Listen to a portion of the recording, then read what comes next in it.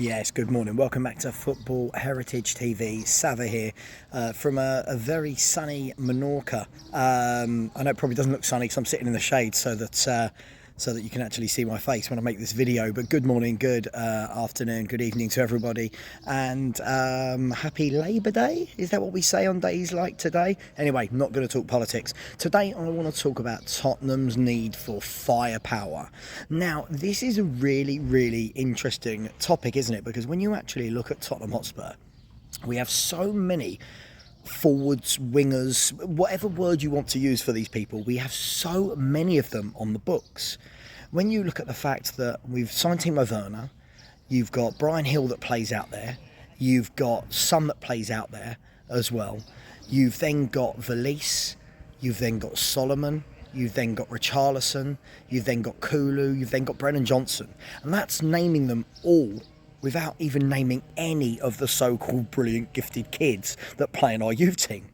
Then you've got the likes of Judson Bell, who was in sensational form last year for the youth team. Then you've got players like Will Lancashire, who the club wanted to let go, but they need to keep him. What I'm reading is that they need to keep him at Spurs in order for him to end up being an under-21 homegrown player. So there's that to look at as well. Then you've got Jamie Donnelly. Jamie Donnelly, who was getting a couple of minutes towards the end of the season, apparently is wanted by Luton in the Championship to go on loan there for the season, which I think would be a great move for somebody like Jamie Donnelly. Then you've got Dane Scarlett, who it's never quite worked for him. I'm not saying he's a bad player, but he's never quite got a run of games. He gets a few minutes here, a few minutes there. Is he good enough? And then after Dane Scarlett, if we really start to look deep into it, you've then got players like Santiago, you've got Mikey Moore, etc, etc, etc. So that's a whole list of footballers there that Tottenham have that can play either striker or right wing, right forward, left forward, whatever you want to call it. There's so many different words for these players nowadays. We're just going to call them forwards. So I wanted to have a little look this morning and explore the options that Tottenham Hotspur actually are looking at. And these are options that have been widely reported by the likes of Paul O'Keefe, Fabrizio Romano, Alistair Golden and Football London have talked about these players. So I'm not just plucking players out of thin air here, or we could play this game all day long. I could say I want Füllkrug of Borussia Dortmund. You know, I want this striker. That it doesn't really mean anything if we're not linked to them. So if you look at the four players that we're linked with, and apologies if the camera's a bit shaky, I am holding it while sitting down. If you look at the four players that we are linked with heavily, look, the first one, and I want to get your opinions on this. I'm going to give my opinions and then I'd love to know what you guys think. The first one, this name, it won't go away. It doesn't matter what happens, is Eberechi Eze. Now, Eze, we all know, is a super talented footballer. Not just super talented, he backs it up with some really good figures, some really good stats. He's exciting to watch. He's the player that I don't think we've got at Tottenham that can get the ball on the half turn, run at defenders and scare them like mad. He is a difficult one, right? Because Palace have already sold Elise to Bayern Munich. We know that that's a done deal. And Palace are not in a financial position where they have to sell anybody to balance the books. They're not a team like Newcastle. They're not a team like Villa where they've and Chelsea where they've been doing that all summer. So Crystal Palace again will buy these young players in. They then sell them for a profit, and that's their business model. That's the size of the club that they are. But because of that, do they need to sell Eze as well as Elise? Now the answer to that is no, they don't need to. But again, if you get a huge bid come in, then possibly he will go. Now, the numbers being bandied about for this make me think that this is the least likely of all the deals to be done, which is a shame. And by the way, that's just me thinking that. I'd love Spurs to sign Eze. I think he is quality. And if Spurs signed him, you'd see a very happy Sava. But the fact that we're being told that Crystal Palace want a down payment of in the region of 45 million to 50 million, that is not Daniel Levy's style. Daniel Levy, like many chairmen, wants to spread this payment out over a number of years. So that makes me think that we won't get him. Let me know your thoughts on that. Do you think we'd get him? Would Daniel Levy do that? Would he make would he make a statement? Let me know. We then look at the next one, which is Philogene. Now, Philogene, again, is another player from the Championship.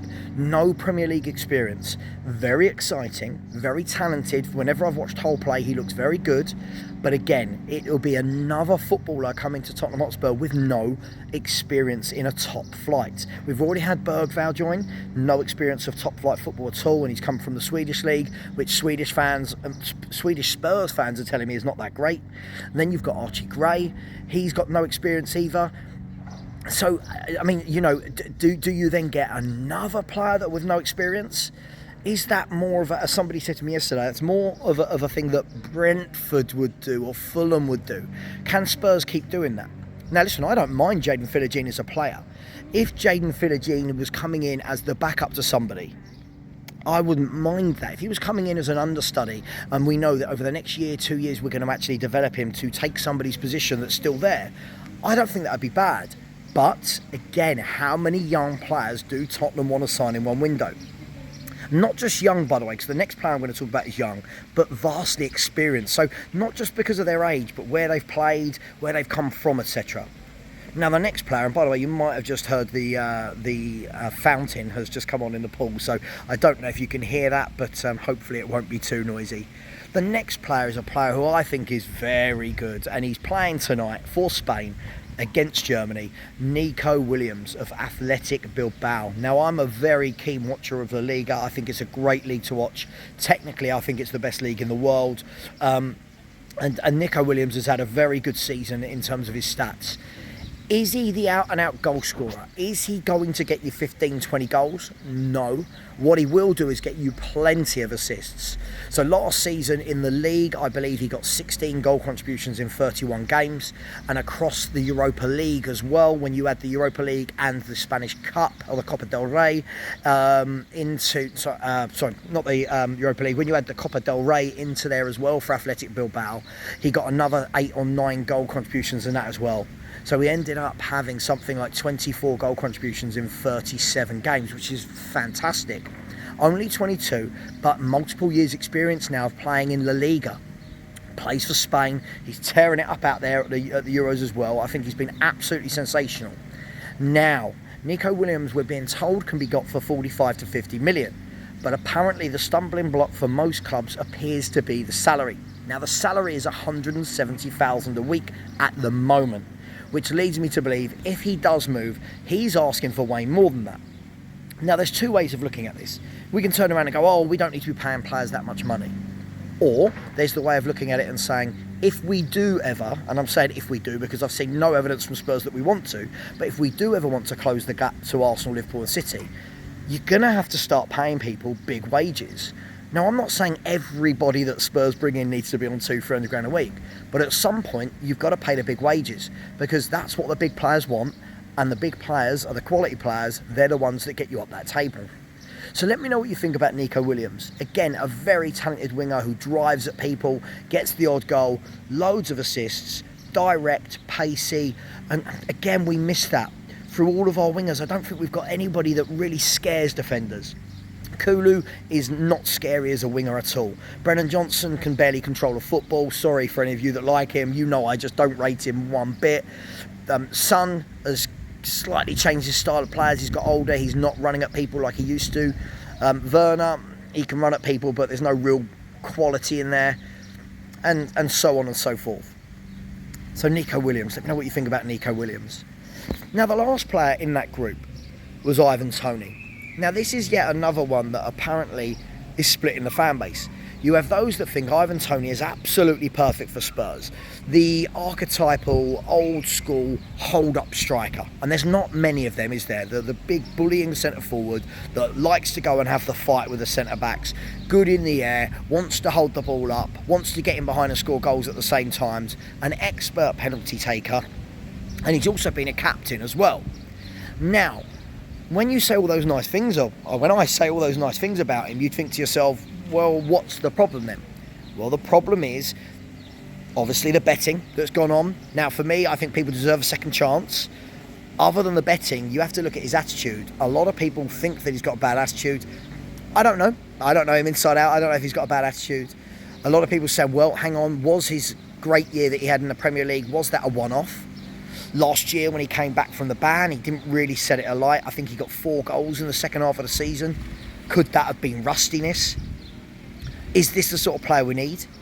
I don't know. I mean, I take him purely because, I mean, listen, whilst I don't go in raptures about him like other people do, he is better than anything we've got. He is miles better than Richarlison. And obviously Valise and Scarlett and those guys aren't ready to even be in that conversation. But he's miles better than a Richarlison. And I know who I would want out of the two.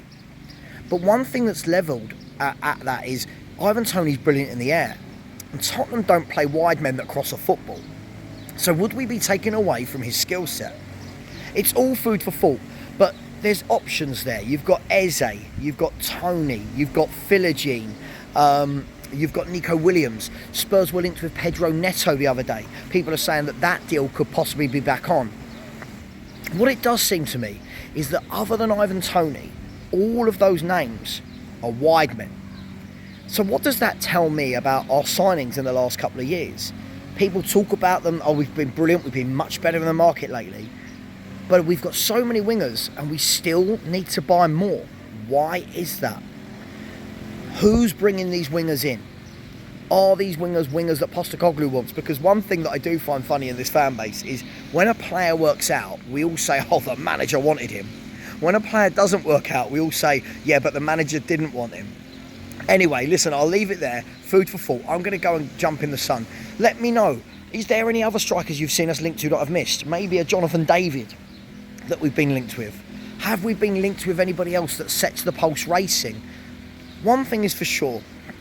Whilst we didn't struggle per se for goals last year, for me, we're not scary in attack. We need some options in attack. Who do you think it will be? And the last thing I'll say on this is, when I've asked this question on shows, people have given me 3 people they want to bring in. But just remember, we've got a lot of forwards, as I stated at the beginning of this show. A lot of forwards, and most of them will not be leaving this window. Werner has just come in. Johnson just came in last year. Kulu just signed last year. Solomon, we don't know, but only came in last year. Sonny's not going anywhere, he's captain. Richarlison has said he's not going anywhere. So that doesn't leave a lot of space.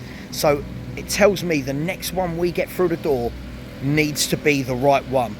Let me know your thoughts. Wide forward right or left, centre forward, both. What would you do? Keep it clean. Let me know in the chat. Take care, everyone. And as always, come on, you Spurs.